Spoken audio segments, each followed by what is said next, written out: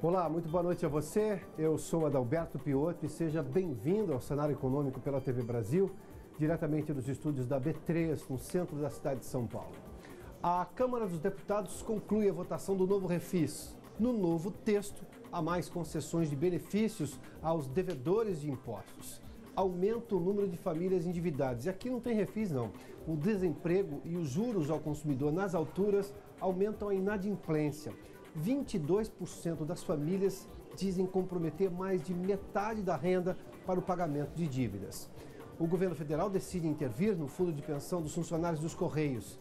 Prejuízos e denúncias de fraudes em investimentos serão investigados durante os 180 dias de intervenção. O cenário econômico está no ar. O Instituto Brasileiro de Geografia e Estatística, o IBGE, divulgou hoje um estudo sobre a demografia das empresas brasileiras no ano de 2015. Vamos conversar agora com Maurício de Almeida, no Rio de Janeiro, que tem mais detalhes desse raio-x do IBGE. Maurício, boa noite a você. Como foi o ano de 2015 para os empresários? Lembrando que em 2015 estávamos no auge da crise PIB, que na verdade se mostrou depois negativo. Boa noite, bem-vindo.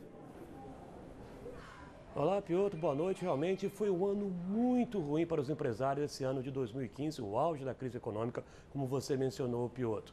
Naquele ano, o número descoberto hoje pelo IBGE revelou que 708.600 empresas foram abertas e, nesse mesmo período, 713.600 foram fechadas, ou seja, 5.000 empresas fechadas a mais naquele ano. Com isso, aumentou o desemprego, o impacto direto no desemprego. Com menos empresas, 1.600.000 vagas foram fechadas. Quem mais sofreu em 2015 foi o comércio. Foram 311.500 lojas fechadas naquele ano, o que representou 44% do total de empresas fechadas em 2015. Lembrando, como você falou, Piotto, 2015 o PIB registrou o pior resultado em 25 anos. Naquele ano, o PIB fechou em menos 3,8%, um PIB negativo, ou seja, a economia do país encolheu e os empresários acabaram sentindo esse resultado. E 2015 foi o segundo ano consecutivo que o número de empresas fechadas superou o número de empresas abertas, o que nunca tinha acontecido antes de 2014, desde que o IBGE começou a fazer essa pesquisa. Foi um ano bem difícil mesmo, ainda bem que 2015 já passou, Piotto.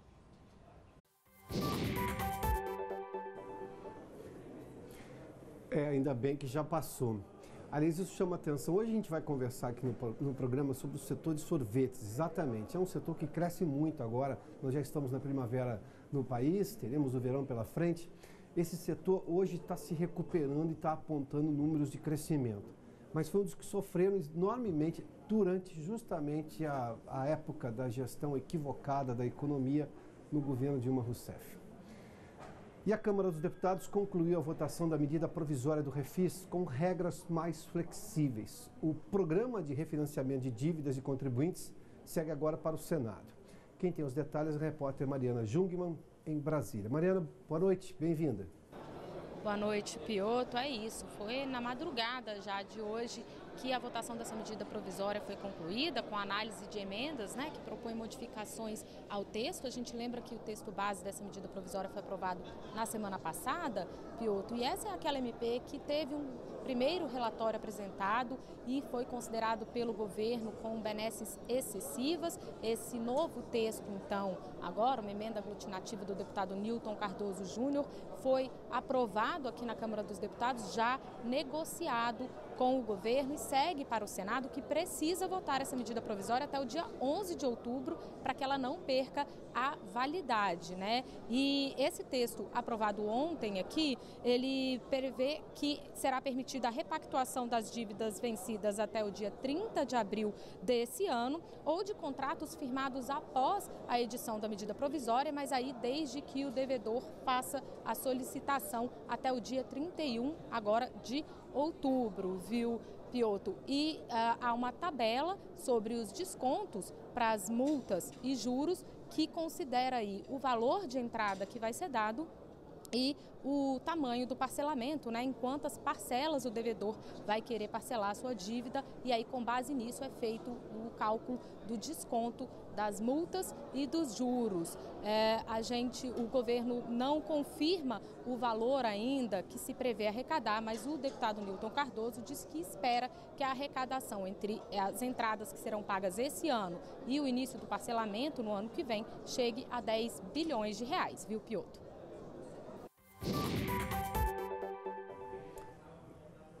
Muito obrigado, Mariana. Os descontos, por exemplo, nas multas podem variar de 25% a 70%. E os descontos incidentes sobre os juros, ou seja, os juros do valor nominal da dívida de que o devedor tem com o governo, pode variar de 50% a 90%. Uma menção rápida, o primeiro refis brasileiro foi no final dos anos 90. Eu participei da reunião, até porque foi a ideia de um escritório de advocacia de São Paulo que depois levou ao governo, enfim, aí o governo encampou a ideia. Na ideia original do refis, que era o refinanciamento de dívidas, era o seguinte, era arranjar uma maneira que as empresas pudessem pagar as dívidas e elas voltassem a contribuir, voltassem a participar, ou seja, voltassem à atividade econômica principal delas. Ou seja, eu resolvo um problema. Ao mesmo tempo, eu aprovaria uma reforma tributária para que não houvesse novamente problemas dessas empresas com alta carga tributária voltarem a dever. O refis foi feito, bem sucedido, isso no final dos anos 90. A reforma tributária ainda está em discussão e agora que promete talvez avançar alguma coisa. Ou seja, um passo foi dado, o outro passo não foi dado e nós tivemos uma sucessão de 7, 8, 9 refis, agora com mais um novo refinanciamento. Tem devedor que diz ao advogado, quando vai renegociar, fala assim, bom, qual vai ser o próximo refis? Era mais ou menos o que acontecia tempos atrás, quando as pessoas não declaravam imposto de renda, porque o governo sempre postergava a data final. Até o dia que o governo pegou e disse assim, olha, vai ser no dia 30 de abril e não haverá postergação, não haverá adiamento.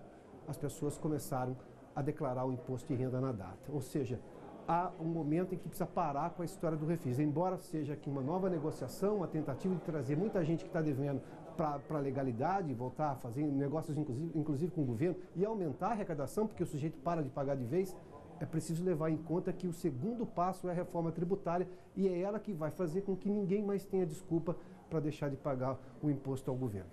Aliás, quando deixa de pagar o governo, deixa de pagar o cidadão. As coisas funcionam assim. O governo é um ente público apenas, representando a população do país.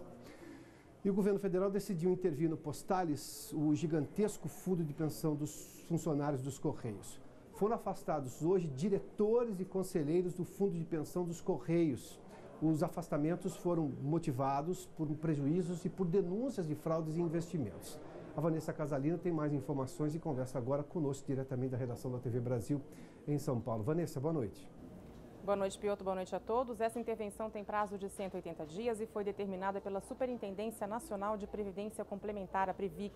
O Postales, Instituto de Seguridade Social dos Correios e Telégrafos, é o quarto maior fundo de pensão do país em número de participantes. Segundo a Previc, a intervenção foi motivada pelo descumprimento de normas relacionadas à contabilização de reservas técnicas e aplicação de recursos. A intervenção não interfere nos pagamentos aos beneficiários do fundo. Foram afastados o presidente em exercício do fundo, o diretor de benefícios, além de integrantes dos conselhos deliberativo e fiscal. O Postales tem registrado prejuízos e foi alvo de denúncias de fraudes em investimentos que teriam sido feitos em desacordo com a política interna do fundo.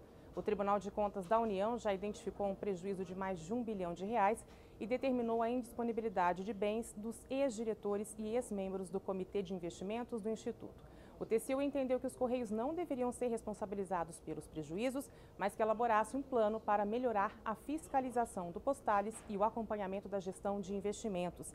Lembrando que fundos de pensão são uma opção de investimento para a aposentadoria complementar do trabalhador e uma situação como essa, é claro, vai refletir justamente no bolso dele, Piotr.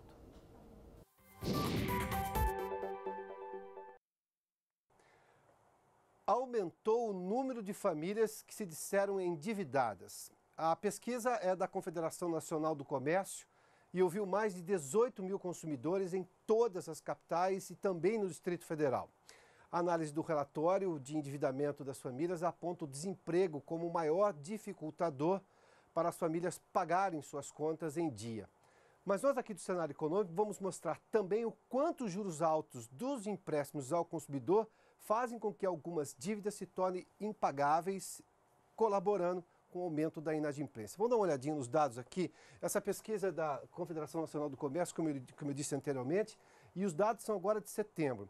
São dois medidores que a Confederação Nacional do Comércio faz, uma amostragem mensal e no acumulado, ou seja, que a gente pega independentemente de quando vem aquela família endividada. Até porque tem uma média do prazo de endividamento e há quanto tempo a família está endividada.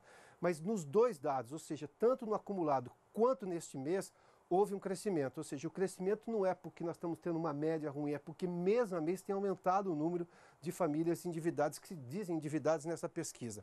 Os dados são agora de setembro, e chegou a 58,4% de famílias, ou seja, nós estamos falando de quase 6 de cada 10 famílias, 6 praticamente se dizem endividadas. Quando a gente faz um outro olhar aqui, o prazo de endividamento normalmente que as famílias se dizem ficar, uma média, é de 64 dias, ou seja, ela atrasa uma conta e fica 64 dias para conseguir começar a pagar.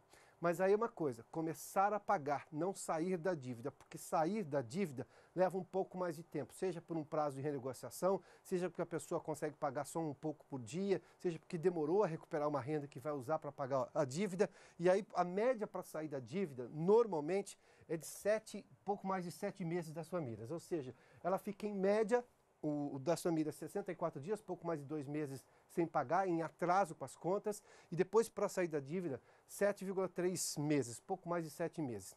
Isso quer dizer o quê? Isso quer dizer que os juros estão impactando aqui na capacidade daquela família conseguir pagar a dívida e sair. Ou seja, aquela coisa de juros sobre juros e juros altos sobre juros altos ficam altíssimos e evidentemente impagáveis ou aumentam o prazo para poder sair da dívida. A gente vai mostrar claramente esse problema dos juros aqui.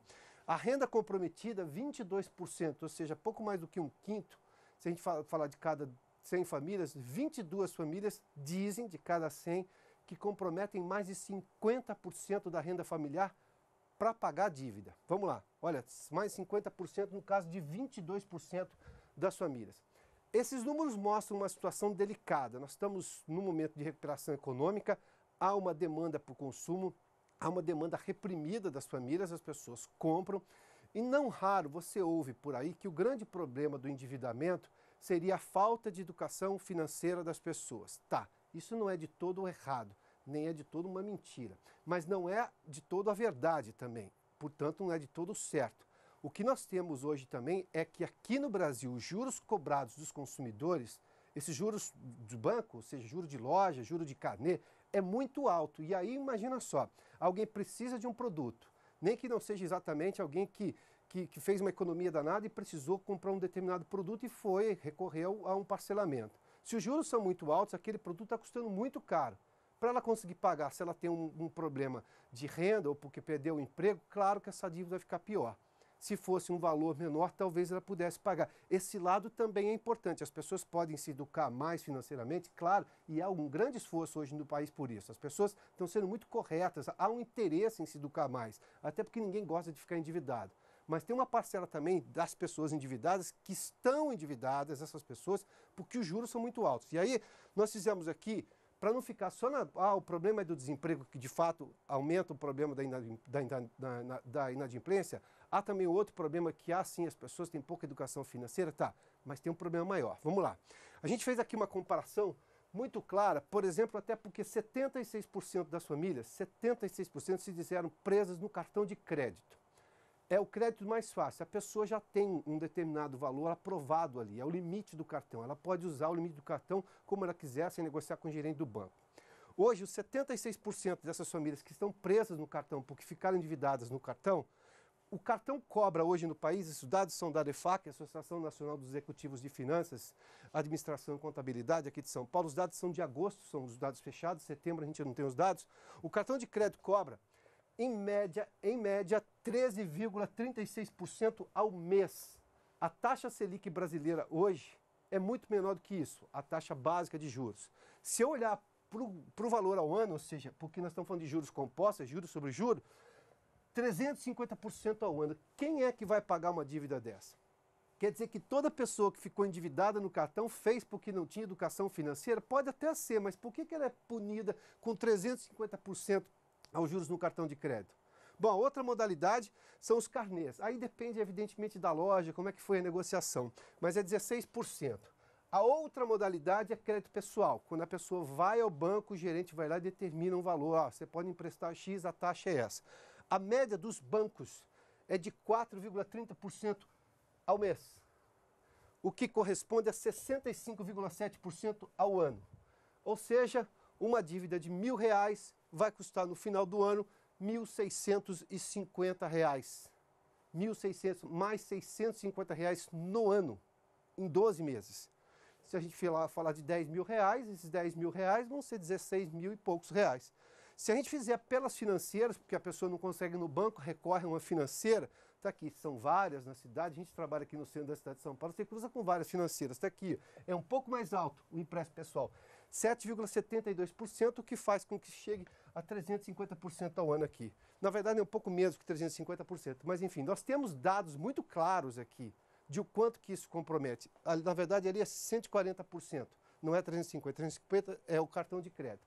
Ou seja, nós temos claramente um problema de o quanto os juros também estão punindo. Isso faz com que a inadimplência se torne impagável. Qual é a resposta dos bancos? Qual é a resposta da FEBRABAN, que é a Federação dos Bancos, em relação a esses juros que são cobrados do consumidor? E não há economia que sobreviva sem consumo das famílias. As famílias são a grande razão para a retomada econômica, porque você começa a ter movimentação de comércio, demanda, e com isso tudo faz com que a indústria também produza mais, gere mais emprego. Só que elas estão comprometidas hoje, em alguns casos, com o pagamento de dívida com juros enormes que fazem a dívida comprometer muito da renda. E se compromete muito da renda, por outro ponto de vista, eu estou fazendo uma transferência de renda das pessoas, a sobra que ela consegue ali é para pagar a dívida e não para fazer novas compras. Isso é contraproducente em qualquer economia do mundo e no Brasil esse erro está sendo cometido. Bom, daqui a pouco nós temos os números do mercado financeiro, a gente volta em instantes aqui no Cenário Econômico. Já de volta aqui ao estúdio do Centro de Operações da Bolsa com os números do mercado financeiro nesta quarta-feira, meio de semana. Vamos ao Ibovespa. Hoje uma queda, ontem subiu bastante, bateu recorde em pontos. Hoje uma queda de 0,22% a 76.591 pontos. 76.591 pontos. E o dólar comercial continua naquele movimento de queda que já tem acontecido já há alguns dias. Hoje uma queda de 0,5% ali. R$ 3,13. Tempos atrás o dólar chegou a 3,08, a 3,9, né? Depois subiu a 3,18. A gente está vendo o dólar variar muito entre 3,9 e 3,18. Hoje está em 3,13. Você sabe quanto o brasileiro consumiu de sorvete em 2016? Que foi um ano frio para a economia. Bom, naquele ano frio para a economia, foi 1 bilhão de litros que o brasileiro consumiu em sorvete. E tamanho apetite pela sobremesa fez com que o setor faturasse mais de 12 bilhões de reais. Eu converso agora com o Eduardo Weisberg, presidente da Associação Brasileira das Indústrias e do Setor de Sorvetes. Eduardo, seja bem-vindo aqui ao Cenário Econômico. Muito obrigado. Eu fiz menção ao ano frio porque não foi um ano bom do ponto de vista da economia. Os últimos 2 anos já foram gelados, gélidos. Agora com esse reaquecimento, para a gente fazer aqui o que pode chamar de inversamente proporcional, nós vamos ter um consumo maior? Acreditamos que tenhamos uns números bem pequenininhos positivos, que ainda o ano não fechou. O primeiro semestre foi ruim, já vinha no andamento realmente de pouco consumo, queda de consumo. Só para você ter uma ideia, nos anos 15 e 16, nós caímos 9 anos em termos de crescimento de consumo per capita e 7 anos em volume. Tudo que se conseguiu, vamos inverter, tudo que se conseguiu de crescimento nos últimos 9 anos, se perdeu em 2 anos, de crise econômica, pelos modelos econômicos equivocados de posição governamental à época. É isso mesmo. 9 anos de crescimento foram perdidos nos últimos 2 anos. E qual era o outro número? O outro número é de consumo, que caímos 7. Ou seja, crescimento do setor foram perdidos 9 anos. Isso. Voltou ao patamar de 9 anos atrás. E de consumo de 7 anos. Consumo per capita, que a gente faz a relação de crescimento demográfico. Então, nós realmente caímos 9 anos e de volume de consumo caímos 7. Se eu já tinha um consumo crescente e eu tenho um país que tem clima para sorvete em boa parte do ano, se não na maior parte do ano, em algumas regiões do país é o ano inteiro, é falta de renda. Esses últimos 2 anos realmente foi falta de renda. A gente não vê outra posição, porque todos os anos foram frios, todos os anos chove. Então, nós temos o grave problema da sazonalidade, que aos poucos estamos mudando. Ou seja, a pessoa começa a enxergar o sorvete como um alimento nutritivo que pode ser consumido o ano inteiro, mas mesmo assim nós temos a sazonalidade forte. Mesmo na Europa, o consumo 3 vezes maior que o nosso. No inverno cai as vendas, isso aí é normal. Tá. Então, mas o problema básico mesmo nosso aqui é de falta de dinheiro. Porque a pessoa pode até mudar o estilo do sorvete que ela está consumindo, mas aí sai de um fabricante e vai para o outro. Isso, vai para o outro mais na média do consumo mantém-se, não foi o que aconteceu. Mas na realidade o que houve? Nos últimos anos, as classes C e D entraram no nosso mercado, assim como em vários. Claro. E nos últimos 2 anos, a classe C e D saiu desses novos mercados. Eu enxergo dessa forma. Tá. Então, mas quem experimenta crescer socioeconomicamente não vê a hora de voltar. Sim. Essa recuperação econômica pode trazer esse consumidor, inclusive, para o ramo de sorvete? Pode voltar. Só que a gente acredita que vai demorar muito mais tempo. Porque realmente, só para você ter uma ideia, normalmente nessa época do ano a gente já está contratando muitas pessoas, muitos funcionários por causa da sazonalidade. É a época onde a gente vende mais, produz mais, e houve realmente um pequeno aquecimento e contratamos 10% de mão de obra. O ano passado não se contratou ninguém, no ano retrasado também não. Então agora nós estamos contratando 10, mas se mandou gente embora. Então nós estamos voltando ao que era 2, 3 anos atrás. Até a gente atingir aquele ritmo que a gente tinha, vai demorar muito mais do que 7, 8, 9 anos. Eduardo, vamos falar do produto em si. Quem já tomou sorvete na Itália sabe o que é a meca dos sorvetes e a cultura que o italiano tem com sorvete é muito diferente da nossa. Aquilo é um alimento, é o dia a dia. Bom, enfim. É um alimento, sim. O produto brasileiro se refinou, se sofisticou, melhorou. Eu tenho, evidentemente, essas sorveterias artesanais, elas chamam a atenção, elas fazem um barulho danado. Aliás, fazem você experimentar coisas que, por exemplo, a indústria demora um pouco para fazer chegar, porque a indústria visa um outro público, visa uma entrega em massa. Eu estou tendo uma transferência de qualidade, de preocupação para a grande massa, para o grande consumidor? O brasileiro começou a entender o que é um sorvete. Tá? Não estamos falando que o industrial seja ruim, pelo contrário, o industrial não deve nada a nenhuma parte do mundo. É que nós estamos falando de uma linha mais premium, mais sofisticada. Você vai num restaurante classe A ou classe C. Tá? Então nós podemos falar nesse sentido. E o brasileiro está gostando de tomar um sorvete mais sofisticado. Ou seja, ele aproveita, é um passeio. Vai se alimentar com sorvete, sai com a família. E o industrializado, ou você leva para casa, ou durante que você está na correria do dia a dia na rua, você está tomando um picolé ou comendo um outro tipo de produto de sorvete. Particularmente, eu não vejo grande problema industrializado brasileiro, não. Nem eu, pelo contrário. Não. Tá? Mas tem aquele... Eu entendo que alguém busca sempre alguma coisa diferenciada, tá, mas... Principalmente os blogs que nós temos hoje, que falam sem ter, como se diz, a especificidade do que eles estão falando. Eles soltam que um produto é ruim, outro é bom, e o público acredita. Mas isso é a banalização de crítico, que se imagina crítico só porque consome aquilo. É isso aí. E não tem o conhecimento Não tem conhecimento do porquê, como é feito. Os donos de restaurantes sofrem um bocado disso. Os chefes de cozinha reclamam dos blogueiros a toda hora. Também. Ou seja, nós estamos hoje, é um mundo completamente distinto de 5 anos atrás. Tá? Hoje, infelizmente, a indústria tem que se defender, ao invés de poder mostrar para o seu público o que ela está tendo. Não estou falando só de indústria de sorvete, indústria em geral. Sim. Sabe? Tem blogueiros ali que estão detonando a indústria, mas se não fosse a indústria, a gente não teria alimento hoje. A gente sabe disso, pelo volume de 7 bilhões de habitantes que nós temos. Então, nós temos que acompanhar toda essa evolução, tanto da indústria quanto dos orgânicos. Tem espaço para todo mundo. Agora, o que não podemos é ser atacados ou atingidos por pessoas que não estão preparadas para atacar ou atingir os outros. Que não conhecem o setor como um todo. Tanto é que nós, como a BIS, estamos criando um grupo junto com o IPTAL, que é na área de Instituto de Tecnologia de Alimentos, e a Unicamp, estamos conversando com várias, a SBANC de nutrição, onde a gente vai começar a divulgar o que é um sorvete, qual a nutrição que ele tem, começar a comentar para o público entender o que é um sorvete. Para chegar a informação qualificada. Ou seja, não estou me defendendo, simplesmente comunicando o que é um bom sorvete. Eduardo, muito obrigado pela gentileza de nos atender aqui no Cenário Econômico. Muito obrigado pela sua companhia, pela audiência. O Cenário Econômico fica por aqui. Até amanhã.